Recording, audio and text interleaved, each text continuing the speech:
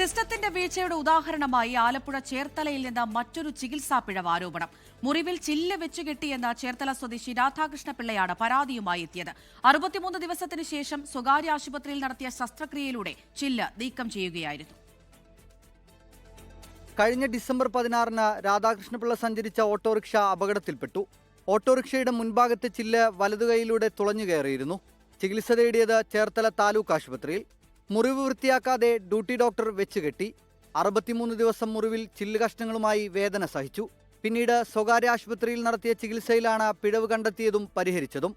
അത് കഴിഞ്ഞ് ഞാൻ നേരെ ഗവൺമെന്റ് ആശുപത്രിയിൽ ചെന്ന് അവിടെ അവരൊന്നും ചെയ്തില്ല. നേരെ കഴുകി സ്റ്റിച്ചിട്ട് പിടിയായിരുന്നു. 14 സ്റ്റിച്ചോളം ഉണ്ടായിരുന്നു. സ്റ്റിച്ചിട്ട് പിടിയായിരുന്നു.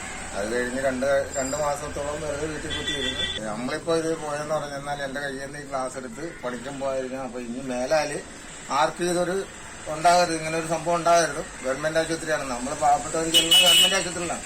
അപ്പൊ ഇങ്ങനെ ഒരു സംഭവം ആർക്കും ഉണ്ടാകരുത്. സംഭവത്തിൽ ജില്ലാ മെഡിക്കൽ ഓഫീസർക്ക് രാധാകൃഷ്ണപിള്ള പരാതി നൽകി. അന്വേഷണം നടത്തിയ ശേഷം നടപടിയെന്നാണ് മെഡിക്കൽ ഓഫീസറുടെ മറുപടി. 24 ആലപ്പുഴ. ലോകത്തെവിടെയായാലും ഏത് സമയത്തും 24 വാർത്തകളും ഓഗ്മെന്റഡ് റിയാലിറ്റി പാക്കേജുകളും എക്സ്പ്ലെയിനറുകളും വിശദമായി കാണാൻ ഞങ്ങളുടെ യൂട്യൂബ് ചാനൽ നിങ്ങൾക്ക് സബ്സ്ക്രൈബ് ചെയ്യാം.